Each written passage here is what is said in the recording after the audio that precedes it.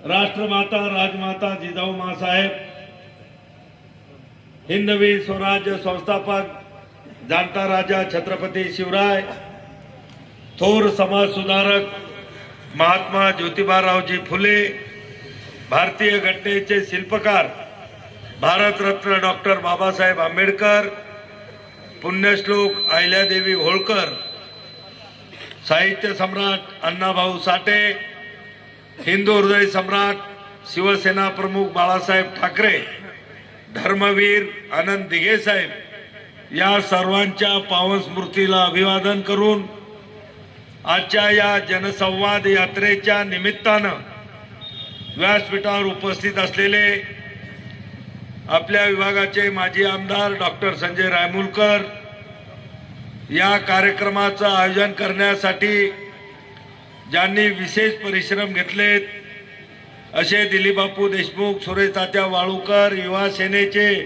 सगळे पदाधिकारी, शिवसेनेचे आमचे सगळे पदाधिकारी, व्यासपीठावर बसलेले सगळे मान्यवर आणि मोठ्या संख्येनं थंडीचे दिवस असताना सुद्धा या जनसंवाद यात्रे ज्येष्ठ शिवसैनिक, तरुण मंडळी, माता भगिनी, सर्व पदाधिकारी, बांधवांनो, भगिनींनो आणि सर्व पत्रकार मित्रांनो, बांधवांनो, आजच्या या संवाद यात्रेचा जो उद्देश आहे तो खरं म्हणजे आपल्या सोबत चर्चा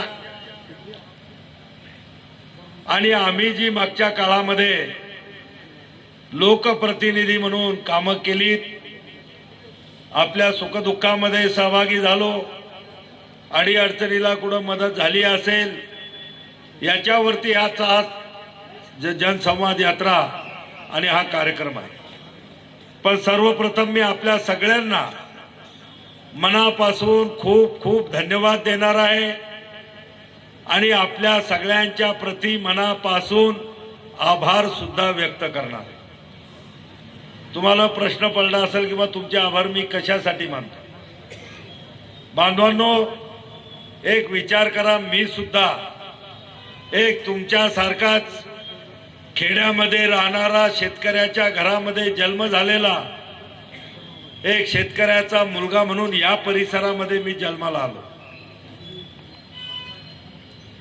आणि तुमच्या सर्वांच्या आशीर्वादानं, तुम्ही दिलेले भरभरून मतरूपी आशीर्वाद, तुमच्या सर्व लोकांचं प्रेम, त्यामुळं या महाराष्ट्र राज्यामध्ये 3दा आमदार आणि 1दा मंत्री आणि तुमच्या सगळ्यांच्या प्रेमामुळं, मतरूपी आशीर्वादामुळं केंद्रामध्ये सुद्धा 4 वेळा खासदार आणि आज केंद्रीय मंत्री म्हणून मी आपल्या समोर उभा आहे. खरं म्हणजे हा सन्मान माझा नाही, हा सन्मान तुमचा आहे की ज्याला तुम्ही लहानाचं मोठं केलं, एका खेड्यातल्या मुलाला तुम्ही राजकारणातल्या मोठ्या पदापर्यंत पोहोचवलं, अतिशय प्रामाणिकपणानं, निस्वार्थीपणानं माझ्यावर तुम्ही प्रेम केलं आणि आज त्या प्रेमाची पावती केंद्रामधलं मंत्रिपद आपल्याला मिळालं. ते केवळ तुमच्या लोकांचं माझ्यावर असलेलं प्रेम. जर तुम्ही मला खासदार आमदार केलं नसतं तर कोण्या शेतातल्या माणसाला उचलून मोदी साहेब काही मंत्री करणार नाही. हे तुमच्यामुळे मिळालेलं मंत्रिपद आहे आणि निश्चित हे तुमच्या उपयोगी पडावं. पूर्वी मी आमदार होतो त्यावेळेस माझ्याकडे फक्त 1.5 तालुका येत होता. एक मेहकर तालुका, त्यातली काही गावं सिंदखेड राज्यात होती आणि लोणार तालुक्यात अर्धा लोणार तालुका. एवढी गावं दररोज आपला संपर्क होत होता. 8 दिवसाला प्रत्येक कुठल्या ना कुठल्या गावाला भेटी होत होत्या. मी तुम्हाला मेहकरात आल्यानंतर कधीही भेटू शकत होतो, पण त्याच्यानंतर 2009ला तुम्ही मला खासदार म्हणून दिल्लीला पाठवलं. मतदारसंघ मोठा झाला, जिल्ह्याचा झाला. पूर्वीचा मतदारसंघ हा 150 गावाचा, 250 गावाचा होता. आता हा बुलढाणा लोकसभा मतदारसंघामध्ये लहान मोठी 1400 गावं जवळपास आहेत. एवढ्या गावाशी संपर्क ठेवणं, केंद्रामध्ये खासदार म्हणून काम करत असताना आमच्या विधानसभेचे फक्त 3 अधिवेशन असतात आणि तेही 3 अधिवेशन खूप लहान असतात. आपण पाहिलं नागपूरचं अधिवेशन कधी 8 दिवसाचं असतं, कधी 10 दिवसाचं असतं. केंद्रामध्ये 4 अधिवेशनं होतात आणि हे अधिवेशनं 1 महिना 1.5 महिना चालणारी अधिवेशनं असतात. देशभरामध्ये वेगवेगळ्या राज्यामध्ये आमच्या स्टँडिंग कमिटीच्या मिटिंगा असतात. तर जवळपास वर्षातले 6 महिने हे खासदार असतानाही बाहेर जातो. आता मंत्री असल्यामुळं तर 9 महिने बाहेर जातात. कितीही माझ्या मनामध्ये इच्छा असली, कितीही आपल्या मंडळीचा आग्रह असला, तरीही सुद्धा अनेक कार्यक्रमाला उपस्थित राहता येत नाही. पण तरी सुद्धा जेवढे जास्त कार्यक्रम करता येतील तेवढे कार्यक्रम, जेवढं जास्त फिरता येईल तेवढं फिरण्याचा माझा प्रयत्न असतो. आता मी या ठिकाणी डॉक्टर साहेबाला सांगत होतो की आज मी डोणगावच्या सभेला आलो. माझा किती प्रवास झाला असेल आज जवळपास 450 किलोमीटर फिरून मी या सभेला आले. माझा सकाळचा कार्यक्रम जळगाव जामोदमध्ये इलोऱ्याला होता. दुसरा कार्यक्रम शेगाव तालुक्यामध्ये होता. तिसरा कार्यक्रम माझा वाशिम जिल्ह्यातल्या रिठतला होता आणि तिथून मेहकरला वापस येऊन हा 5वा कार्यक्रम हा डोणगावला आपण या ठिकाणी करतो. पण तरी सुद्धा जेवढं शक्य होईल, जेवढा आपल्या लोकांमध्ये बसता येईल, मिसळता येईल, तेवढा बसण्याचा प्रयत्न, भेटण्याचा प्रयत्न माझा असतो. पण पाहिलं की माणूस बरेच दिवस पदावर असला की लोकांना इटल्या म्हणजे होतो. रोजच जेवणात एकच पदार्थ असला तर माणूस घरी कंटाळतो. तसं एकच आमदार आणि एकच खासदार पाहून काही लोकांना कंटाळा आला होता. पण तिकडे खामगावच्या जळगावच्या लोकांना वाटलं मी नवीन होतो, तिकडच्या लोक आपल्यासाठी जुना होतो. तिकडच्या लोकांसाठी नवीन होतो त्याने उचलून घेतलं आणि कसं का होईना काठावर 35,000 मतानं पुन्हा 4थ्यांदा लोकसभेमध्ये आपण गेलो. बांधवांनो, हे केंद्रीय मंत्रीपद, आरोग्य मंत्री म्हणून माझ्याकडे मंत्रीपद आहे. आयुष मंत्रालयाचा माझ्याकडे स्वतंत्र प्रभार आहे. आज पूर्वी मी या मेहकर मतदारसंघातल्या 3.5-4 लाख लोकांचं प्रतिनिधित्व करत होतो. खासदार म्हणून बुलढाणा जिल्ह्याच्या 28-30 लाख लोकांचं मी प्रतिनिधित्व करत होतो.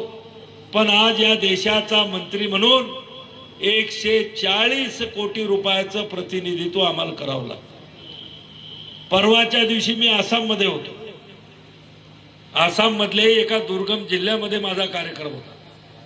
तर कधी केरळमध्ये असतो आम्ही, कधी तामिळनाडूमध्ये, कधी पंजाब, कधी हरियाणा, कधी उत्तराखंड, कधी गोवा, कधी महाराष्ट्र.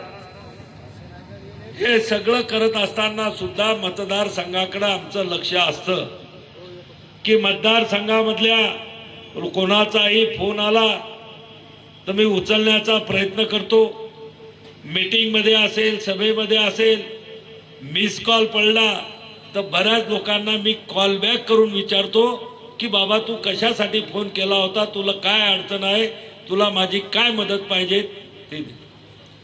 आरोग्य मंत्री झाल्यानंतर आपण बुलढाण्यामध्ये लोकांना आरोग्य सेवा देण्यासाठी जे नाव, टोपण नाव तुम्ही लोकांनी मला दिलेलं आहे ते म्हणजे भूमिपुत्र.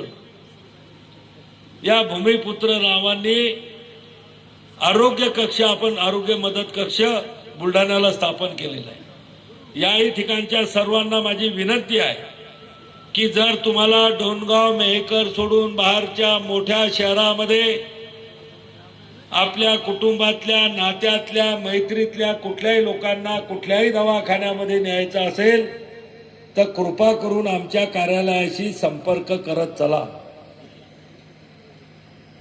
जर आज त्या ठिकाणी आमचा एक फोन गेला तर आरोग्य सेवेच्या जेवढ्या स्कीम आहेत तेवढ्या स्कीम मध्ये तुम्हाला ते लोक बसवतात आणि केंद्रीय आरोग्य मंत्रालयाचा फोन जर एखाद्या मोठ्या मल्टी स्पेशालिटी हॉस्पिटलमध्ये जरी गेला तर त्या डॉक्टरला घाम फुटल्याशिवाय राहत नाही. एका केंद्रीय मंत्र्याच्या, आरोग्य मंत्र्याचा फोन कसा आला आणि ज्या पेशंटसाठी आला असेल तर तर त्या पेशंटला त्या दवाखान्यामध्ये VIP ट्रीटमेंट सुरू होते. अनेक लोकांची बिलं तिकडे वाढवल्या जातात दवाखान्याची. जास्तीचे बिलं कोणी मागत असेल तुम्ही फोन केला तर त्या ठिकाणी सुद्धा आमच्या लोक, आमचे PA, मी, आमचं कार्यालय, आपले सगळे कार्यकर्ते आम्ही मदत करू शकतो. आज लोकांना चांगलं आरोग्य मिळावं, प्रत्येक माणसानं आपलं संपूर्ण आयुष्य जगावं हे म्हणणं आपले पंतप्रधान मोदीजीचं असतं. आपलं एकनाथ शिंदे साहेब नेहमी सांगतात आणि माझीही तीच भावना आहे की जन्माला आलेल्या प्रत्येक माणसाला त्याचं संपूर्ण आयुष्य जगण्याचा अधिकार. पण आज आपण आपल्या समाजामध्ये पाहतो की असे अनेक गरीब घराणे आहेत की त्या कुटुंबामध्ये दुर्दैवानं मोठमोठे दुर्धर आजार निघतात. कोणाला कॅन्सर, कोणाला हृदयाची बिमारी, कोणाला लिव्हर, कोणाला पॅनक्रिया, कोणाला किडनी, कोणाला ब्रेन ट्यूमर. आणि या आजारावर जर उपचार करायचा असेल तर 5 लाख, 7 लाख, 8 लाख, 10 लाख त्याच्याही पेक्षा जास्त खर्च. ती खर्च करण्याची ऐपत अनेक आमच्या सर्वसामान्य कुटुंबामध्ये राहत. आपल्याला असं वाटतं की आपल्या घरातला माणूस आजारी पडला, याच्यावर उपचार झाले पाहिजे, पण पैसे नसल्यामुळं उपचार करणं शक्य होत नाही. आणि जो माणूस आपल्या कुटुंबातला आजारी पडलेला असतो तोही विनंती करत असतो की मला दवाखान्यात नेऊ नका, रिकामा खर्च करू नका, देवानं इतक्या दिवस चांगलं ठेवलं, बस झालं, आता मी आणखीन किती दिवस जगणार आहे, जसा असेल तसंच घरी माझी सेवा करा. आणि दुर्दैवानं आपल्याला ती पाळी येते आणि त्या माणसाचं आयुष्य उपचाराअभावी त्याला जी काही वय मर्यादा दिलेली असते त्याच्या अगोदर ते संपवल्या जाते.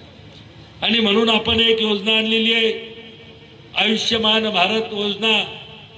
इथलच्या अनेक लोकांनी ते कार्ड काढले असतील तर चांगलं आहे, काढलं नसतील तर ताबडतोब आपल्या गावातल्या, आपल्या परिसरातल्या ज्या आशा वर्कर आहेत, ज्या आपल्या परिसरामध्ये ANM आहेत, आपल्या गावामधलं उपकेंद्र असेल किंवा आपल्या डोणगावची या परिसरातली आपली PSC असेल, यांच्याकडे जाऊन आयुष्यमान भारत कार्ड तुम्ही काढा. मोठमोठ्या मल्टी स्पेशालिटी हॉस्पिटलमध्ये कुठल्याही आजारावर 5 लाखापर्यंतचे उपचार आणि औषधी मोफत केल्या जातात. योजना आहे, पण आपण हे कार्ड काढत नाही. बिमारी कधी सांगून येत नाही. बिमारी आलं की तातडीनं दवाखान्यात पळावं लागतं. मग आम्ही विचारतो का हो दवाखान्यात गेले कार्ड काढले का, ते म्हणतात नाही. पण आपली एक म्हण आहे, भूक नसावी पण शिदोरी असावी. आपला अधिकार आहे तो कार्ड काढण्याचा, तो तुम्ही सगळ्यांना काढायचा प्रयत्न करा. कुठे अडचणी आल्या तुम्ही आम्हाला सांगा. अशा अनेक योजना आहेत. अगदी 1 लाखापासून तर 50 लाखापर्यंतची मदत केंद्र सरकारमधला आरोग्य मंत्री म्हणून आम्हाला करण्याची तिचा अधिकार आहे. काही विशिष्ट रोगावरचे ते मदत आहे, पण ते जर दुर्दैवानं झालं तर आपण करू शकतो. ही सगळी कामं करण्यासाठी आम्ही देशभर फिरतो. अनेक उपक्रम आमचे चालू असतात, दवाखान्याचे आमचे कार्यक्रम असतात, कुठं कॉन्फरन्स असतात आणि कुठं देशाच्या बाहेर सुद्धा आम्हाला जावं लागतं. आणि म्हणून आपल्याशी संपर्क होत नाही. बांधवांनो, मी पाहिलं मागच्या काही काळामध्ये मी समोर आलो, सगळे लोक आमच्याशी चांगलं बोलतात, मी लोकांशी चांगलं बोलतो, पण निवडणुकीमध्ये मताच्या पेटीमध्ये मात्र तसे परिणाम दिसत नाही. याच्यामध्ये तुमचा दोष नाही, निश्चित आमचा काहीतरी दोष असेल. पण एक लक्षात ठेवा, जर माझ्या हातून काहीतरी चूक घडते किंवा चुकीचं घडते हे जर मला कळत असेल तर ती गोष्ट मी करील का?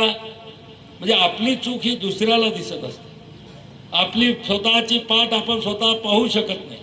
आणि म्हणून आमचं काही चुकत असेल तर तुम्ही आम्हाला हक्कानं सांगितलं पाहिजे की भाऊ, गेली 40 वर्ष आम्ही तुम्हाला, आज जर तुम्ही हे चुकीचे पावलं टाकणार असाल, हे चुकीचं काम करणार असाल, हे चुकीचा निर्णय घेणार असाल तर लोक आपल्यावर नाराज झाल्याशिवाय राहणार नाही. वेळीच चूक सुधारवा, ती मानसिकता आमची आहे. जर कोणी आमची चूक आमच्या लक्षामध्ये आणून देत असेल तर ते दुरुस्त करण्याची मानसिकता माझी आहे आणि निश्चितपणाने आम्ही. काही लोक येतात अफवा पसरवतात, काही लोक येतात व्हॉट्सअप फेसबुकवर काहीतरी बातम्या टाकत राहतात. काय झालं मागच्या लोकसभेच्या निवडणुकीमध्ये लोकांचा माझ्यावर फारसा राग नव्हता, पण व्हॉट्सअप फेसबुकवर पाहिजे होतं सोयाबीनला 10,000 रुपये भाव मिळाला पाहिजे, कापसाला 15,000 रुपये भाव मिळाला पाहिजे, विम्याचे पैशाचे विषय काढलेत, नैसर्गिक आपत्तीच्या मदतीचे शेतकऱ्यांचे विषय त्या निवडणुकीमध्ये निघाले आणि लोकांना वाटलं हे पोरगं बरं दिसते, हे जर निवडून आलं तर आपलं सोयाबीन 10,000 रुपयाने इकल आणि कापूस पेरला तर 15,000ने इकल आणि बगर काही नुकसान होता. विम्याचे पैसे आपोआप आपल्या घरी दर रब्बीचे बी येतील आणि खरीपाचे येतील आणि लोक भोळा भाबडा शेतकरी भुलला आणि फट लोकांना पाना मारला. काय झालं कधी दिसला निवडणूक झाल्यानंतर? आणि खरंच ते सोयाबीनला भाव देणं कोणा खासदाराच्या हातात असतं? कोणता खासदार काही का सोयाबीनचे 5,000चे 4,000चे 10,000 करू शकतो? काही लोकांनी सांगितलं समुद्रात उड्या मारल्या की विमा मिळतो. समुद्रात उडी मारायची धमकी दिल्याने विमा अंगावर घासलेट टाकतो म्हणलं की लोकांच्या घरी विम्याचे पैसे. विमा कसा मिळतो? पहिले तर शेतकऱ्याला विमा काढावा लागतो. नैसर्गिक आपत्ती आली, नुकसान झालं की त्याचे पंचनामे करावे लागतात. तिथं तलाठी असेल, कृषी सहाय्यक असेल, ग्रामसेवक असेल, या सगळ्या अधिकाऱ्याला गावामध्ये पाठवून त्यांच्याकडून आपल्या कार्यकर्त्यांना सांगून शेतकऱ्याचं जास्तीत जास्त नुकसान त्या ठिकाणी दाखवावं लागतं. ते पंचनामे तालुक्याच्या ठिकाणी येतात, तिथं त्याचं पुन्हा बैठका घेऊन त्याला पात्र ठरवून पुन्हा जिल्ह्याच्या ठिकाणी जातात. कलेक्टरच्या सहीनं कमिशनर ऑफिस अमरावतीला जातात आणि अमरावतीहून त्या याच्यावर सही होऊन ते शासनाकडे जातात. मग शासन त्याच्यावर विचार करतं, किती पैसे मंजूर करायचे द्यायचे. विमा कंपनीकडे पाठवल्या जाते. विमा कंपनी कधी त्याला मान्य करतात, काही गोष्टी अमान्य करतात. त्याच्यात 2-3 महिने जातात आणि मग 3-3.5 महिन्यानं ते पैसे यायचे असतात. ते हुशार लोकांना माहित असते की आता 15 दिवसात पैसे येणार आहेत. असं माहीत झालं की लगेच 8 दिवसानं नोटीस द्यायची, जाहीर करायचं की 8 दिवसात जर विम्याचे पैसे आले नाही तर मी अरबी समुद्रात उडी मारेन. उडी मारल्या जात नाही. 8 दिवसात पैसे येणं सुरू येतात. हा 8 दिवसाचा कार्यक्रम आहे का? 8 दिवसात कोण मागणी केल्यावर येते? बरोबर एखाद्या डोनगाव या परिसरातल्या लोकांना जाऊन की मी अरबी समुद्रात उडी मारतो आणि त्या माया गावला पीक विमा भेटल? बांधवांनो, हे सगळं लोकांना, भोळ्या भाबड्या शेतकऱ्यांना केवळ भूलतापा. आंदोलनं केली जातात. आज तुम्ही पहा मेहकर मतदारसंघ या 1.5-2 वर्षाच्या अगोदर या मेहकर मतदारसंघ असेल, बुलढाणा आपला जिल्हा असेल की लोक म्हणतात यांनी काय काम केलं 30 वर्ष. मला वाटते यांचे चष्मे जरा बदलवा. त्याला जर कधी आले तर त्याला दाखवा म्हणावे डोनगावच्या शेजारून समृद्धी महामार्ग गेलेला आहे. कितीचा आहे तो? 54,000 कोटी रुपयाचा. त्यालाच म्हणा 54,000 कोटीचा